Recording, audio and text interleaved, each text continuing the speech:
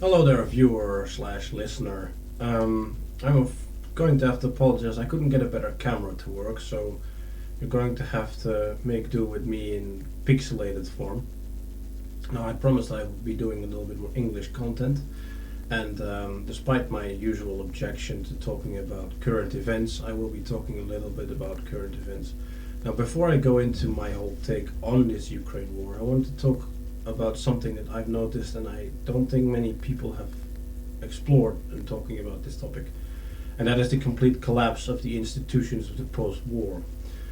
The UN, with its sanctions and its lack of diplomacy, with its completely, one-sided pro-Americanism, kind of has lost its purpose of trying to avoid war and trying to sort things to diplomacy.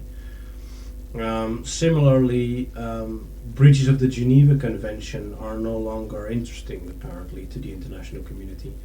Things like what Zelensky did with calling up the population to make Molotov cocktails and to fight the Russians are war crimes, according to the Geneva Convention. If you are caught fighting outside of uniform, you can be summarily executed according to international law. But that apparently doesn't interest anyone at The Hague or at the UN anymore. Similarly, I've seen plenty of videos going around of Ukrainians shooting civilians who are trying to leave, specifically men between the ages of 18 to 16, who don't want to be drafted. They get shot in the street. I've seen several videos of this. They've also shot one of their own diplomats for supposedly being too pro-Russian. One of the diplomats who was sent to negotiate with the Russians in Minsk, and another parliamentarian was arrested simply because several years ago he had advocated for a peaceful solution to the Donbas region conflict. So, and of course, the Russians aren't innocent either. There's plenty of targeting of cities with fairly indiscriminate bombing.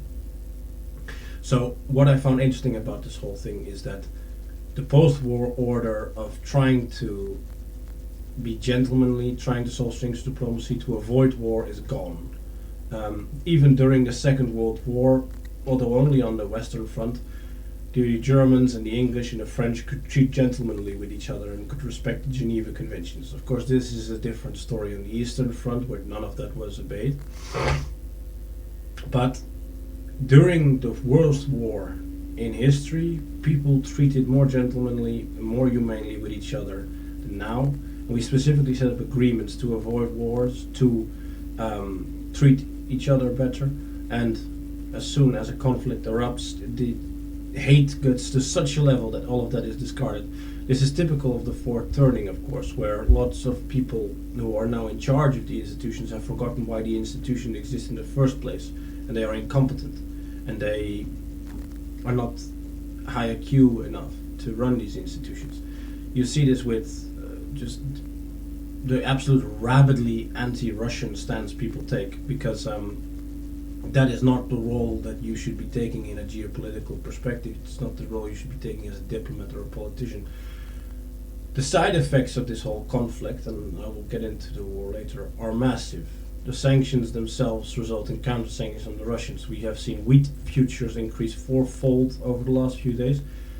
Fuel prices in the Netherlands have gone up 20 cents in 3 days a liter.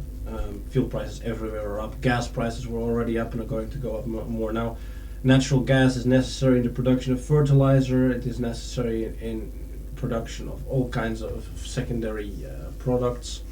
A lot of the rare gases like helium and such, which are necessary in the production of semiconductors, are a side product of the production of the mining of oil. So we'll see shortages of all of that in the West. So to get into my perspective on this war, well, this is an American war. This war was provoked by American posturing, which made the Ukrainians overconfident and the Russians feel backed into a corner. And really, there's Russian and Ukrainian blood being shed and European money funding it, while the Americans get away laughing scot-free. That's really all there is to say about this war. It's another example of American imperialism destroying everything around it. There's no positives here. I see a lot of people on the right just completely backing the Russians because they're supposedly on some kind of crusade against the degenerate West. That's not really what this is. This is a geopolitical conflict over spheres of interest mostly. Maybe some people in the Russian leadership do see this as some sort of orthodox defense against the degenerate West. And sure, the degenerate West needs to be taken down a peg or two, but really, do you get there by slaughtering Ukrainians? No. Similarly, the Ukrainians didn't play this very smart by being so pro-EU and so pro-NATO, because sure, you'll be wealthier if you're in the EU, you'll be wealthier if you're in NATO, but the expense of that is, of course, the destruction of your own culture and people. To be part of the American empire, the tribute you must pay is the destruction of your race, and to have LGBT pride parades everywhere, etc., etc. Is money really worth that? I would personally say no. But then again, this has already caused an economic crisis which will continue to spiral. We already had seen 7.5% inflation in the dollar at the end of last year. That was before even this war. Oil prices and energy prices were already going up mainly because of COVID. Because what had happened during COVID is that because of the insecurity in the energy markets, oil companies did a lot less exploring for new deposits. A lot of wells were shut down. It takes quite a long time to start wells back up. So you saw a lot of strange happenings in the energy market. The most famous one, of course, was in May 2020. Suddenly, oil futures went negative for a little bit in specific sectors. I think specifically Texan median, because the storages had run out. So oil, gas, and so on will continue to go up now with the sanctions in Russia. We've seen Hungary say that they're going to stop exporting wheat. We've seen Serbia talking about doing the same thing. So mostly this will of course affect the third world. I mean, Russian and Ukrainian grain export actually goes mostly to Africa and the Middle East and China and India. So is it such a horrible thing? Yes, because what will happen if there's a food crisis in the third world? More refugees coming into Europe, and what will our weak-willed politicians do over here? They will let them in, of course, worsening the food crisis in Europe, because, and one thing is certain, basic price levels will go up. Food will go up, energy will go up. Everything that you need to live will become more expensive. And considering the increasing amounts of inflation going on, your purchasing power to get these things will also go down. So this war is, on the whole, terrible for Europe. It's not great for Russia, because even if they win this war, all they've done is avoid Ukraine getting into NATO.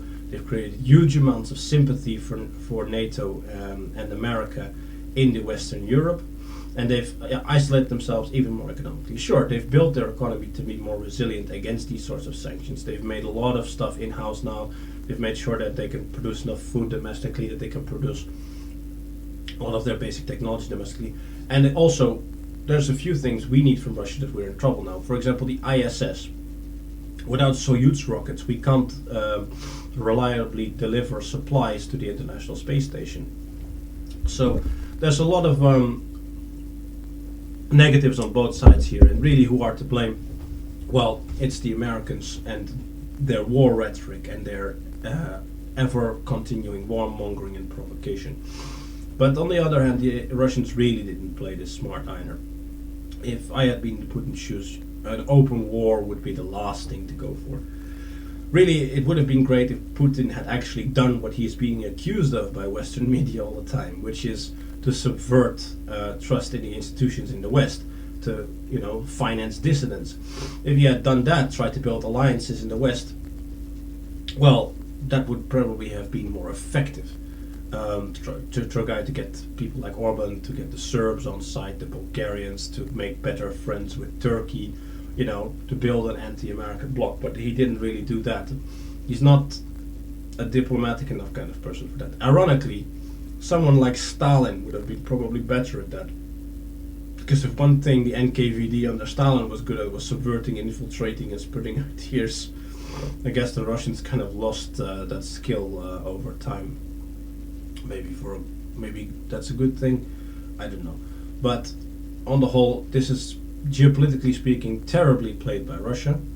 It's well, Ukraine. I could completely understand why Ukraine doesn't want to be dominated by Russia, not by in this sort of hard-handed way, and I completely understand why the Baltic countries and Poland and so on are very, very wary of Russian expansion like this, and are willing to send lots and lots of help, and are also increasing their warmongering rhetoric. But on the whole, this is just Ukrainian and Russian blood being spilled on the behalf of Americans, being paid for by Europeans. And all I could conclude from this is really that the American empire must fall, that the institutions which were built after the war, like the UN, like international agreements like the Geneva Convention, are genuinely losing all of their value because they're losing their purpose. Clearly the people who are part of them, or the signatories to them, don't even respect them or uphold them anymore. Will the International Court in The Hague do anything about war crimes committed by Ukrainians? Probably not, because the Western media says the Ukrainians are heroes and can do no wrong. Even though in war there are war crimes on all sides, and things happen that are in the fog of war less than clear. And on the whole, calling up your own civilian population to fight a regular army is clearly a war crime. To have them fight outside of uniforms is a war crime.